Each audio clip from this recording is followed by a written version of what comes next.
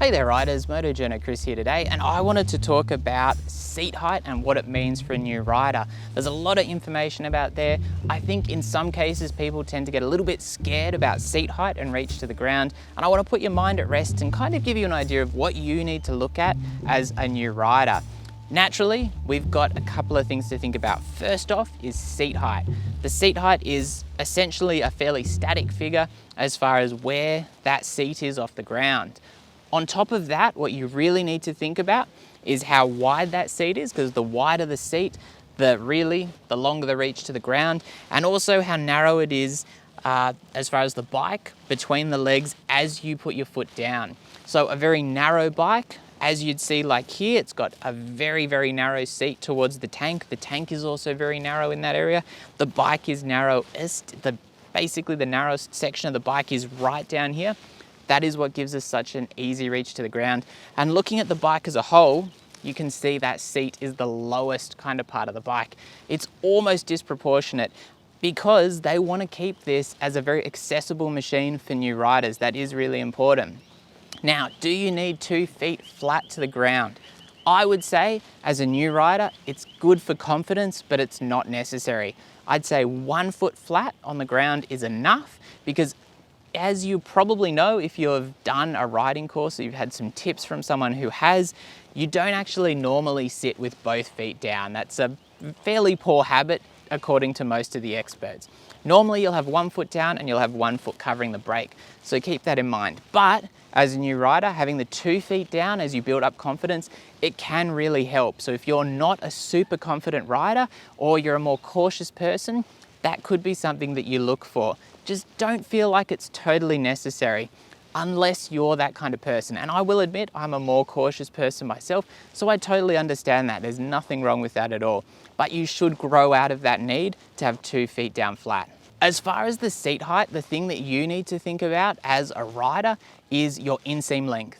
Because your height and your your leg length can vary quite greatly. Some people have long legs, some people have short legs. There's no point giving your height because your inseam length is what will determine how far you have to reach down to the ground. And that's the figure that you want to compare with other riders to know whether you're going to fit a bike. As far as that seat to peg and to ground ratio, it's a different thing entirely with the bars. So just talking about that, let's jump on the bike. As you can probably see here, I've got both feet down flat. There's a lot of angle in my legs. There's kind of a lot of bend at the knees because I can realistically sit on a much taller bike than this and get both feet down flat. As a comparison point, my Daytona 675, that had an 830mm seat height. This has a 785mm seat height. And on that bike, which was a wider seat and a wider bike between the legs, that was starting to get to the point where I was getting 2 feet down flat, but too much higher, and I'd start to lose that. So 2 feet down flat, it gives you a great level of control of the bike because obviously bikes don't just fall over.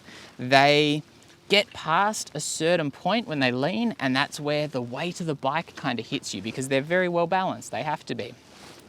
Now, the seating position that you want to be in is you want to be covering that rear brake. It stops the bike moving around, and you want 1 foot down flat.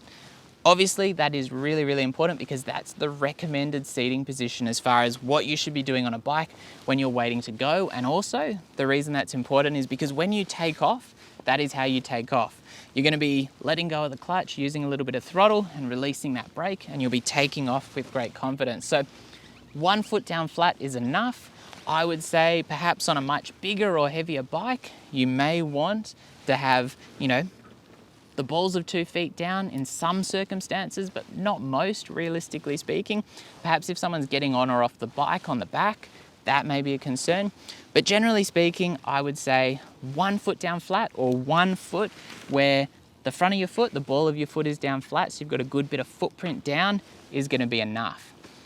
If you're really, really short, obviously that could be a challenge. If you can't get 1 foot down, either flat or the ball of 1 foot down, one thing that you can do as a rider, you can actually move across a little bit on the bike, and that will help you get a foot down flat.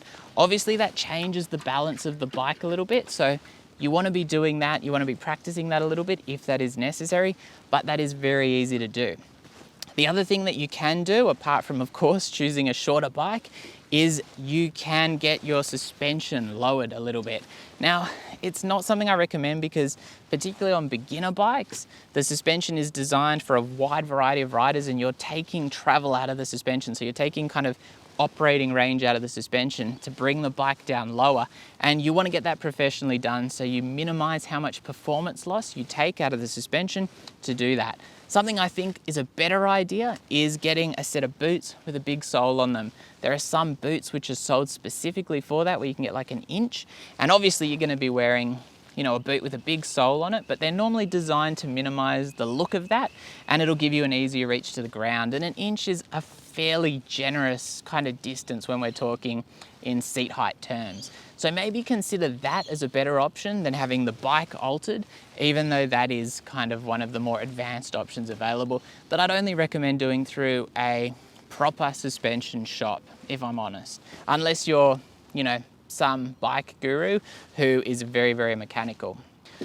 All right, so jumping back off the bike, as I mentioned, the points to keep in mind. Do you need 2 feet down flat? I would say no. 1 foot down flat is probably the recommendation if you're, you know, not super confident, not super experienced, because we are talking new riders here, of course. I'd say the ball of 1 foot down with a good level of grip is going to be definitely enough if you are on a taller bike or if you are a shorter rider, because you do have to make some compromises. I wouldn't recommend lowering suspension, generally speaking. If you can get the boots, that's a better option. But the thing you need to keep in mind is you need to look at the seat height, you need to look at your inseam length, and you need to look at how wide the bike is and how easy it is to get a foot down as the areas of importance. If something like this, like a Ninja 400 with a 785mm seat height, is much too tall for you, you can probably consider something else, but you might have to change what kind of bike you're looking at. Sports bikes like this, the street sports, I guess you would say, like the Ninja 400, the Yamaha R3, really all of the competition kind of sits between 780 and 810 mils. That is very, very usual. If you want to go much lower than that, you need to look at a cruiser. You might be looking at a Street 500. You might be looking at a Rebel 500 from Honda. They have a very nice low seat height. Or something like an XVS 650. Again, I'm mainly concentrating on the entry-level motorcycles for new riders, particularly those available to Australians here under the LAM scheme. Now, don't be afraid of the seat height. Don't be afraid of the bike. These things are beautifully balanced. The times you drop the bike is when they kind of just get away from you and they get past that point of no return, essentially, where either you're going to probably do yourself an injury trying to keep the bike upright. The best you want to do in that situation is to let it down softly to minimize damage, because you can really do yourself an injury trying to hold a 180 kilo bike up once it's going. But that's not a normal thing. It might be a little bit more common as a new rider, but I will say as the confidence builds, it's gonna be a super rare thing, which normally only happens if you step in something super slippery and really the bike gets away from you and the foot goes out from under you. Generally speaking, it's not something to be super concerned about. All you want is to be able to get 1 foot down so that you've got the confidence and you're happy on the bike, because a lot of it is your mind space. If you're totally freaking out every time you get on a bike, everything is going to compound and it's going to destroy your confidence in riding. It's going to destroy your ability to learn. So perhaps make a bit of a compromise, go for a lower bike to start with, buy some taller boots, maybe compromise on the machine you want until you build up the confidence if you are a cautious person, and then move up to a taller bike later on once you've built up all those basic skills. If there's anything I've forgotten, please let me know in the comments. It happens quite frequently. Let me know if you've got any questions at all as well, particularly about this particular machine. We've had it for a couple of years and I'm fairly familiar with the Ninja 400, or any general questions as well. As always, thanks for watching and stay safe out there.